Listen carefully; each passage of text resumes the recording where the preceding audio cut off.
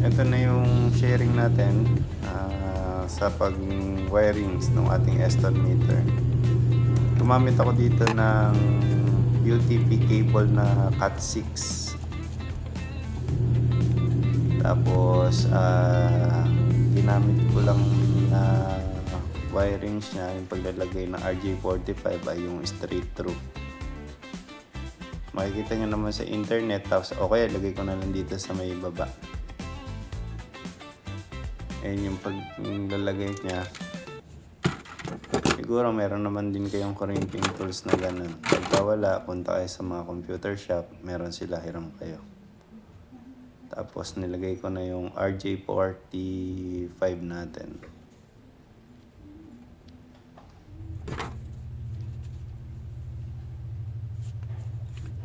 Tapos after natin mailagay, siguraduhin lang natin na maganda yung pagka-crimp natin para walang palya, kasi baka masisipan natin yung crimping pagka hindi gumana.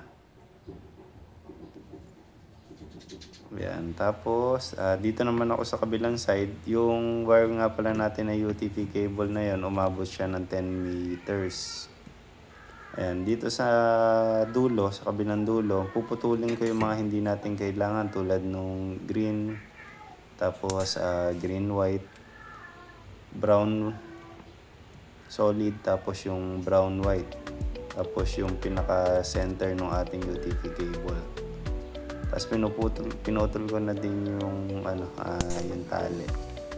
Ang tinira ko dito ay yung puti na may blue, tapos yung solid blue, puti na may orange, tapos yung solid orange. Ang pagsasamahin natin dito, yung white, orange, sasama natin siya sa blue.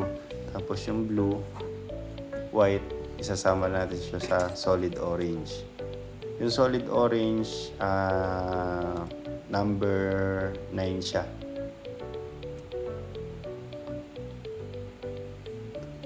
Ayan yung naman natin dito, number 10, yung sa white, orange, tapos solid blue, yun yung sa pin number 10 natin.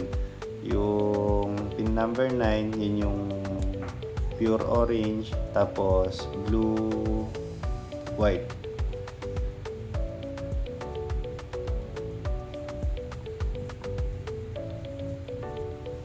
Ayan, hindi na natin pinahaba yung video. Ken-trim lang natin yung dalawa na magkasama yung partner niya. Tapos eto, meter communication okay siya. Sabi, yan. Nasa 10 meters yan kasi pinadaan pa natin sa kisame para walang wirings na nakalabas. Tapos, ayan, yung number 9, solid orange. Tapos yung number 10,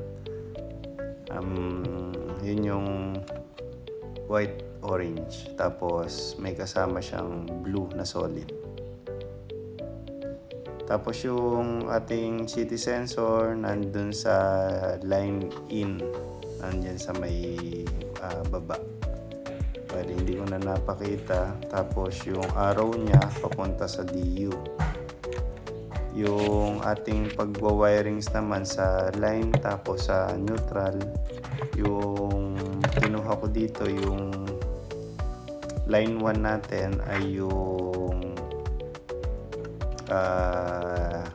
live. Doon ko nilagay yung mas mataas yung current o yung voltage niya.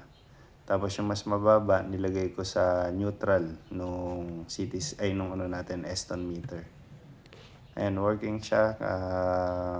Try nyo na lang din. Tapos mag-upload ako ng panibagong video para sa settings natin, doon sa parameter settings.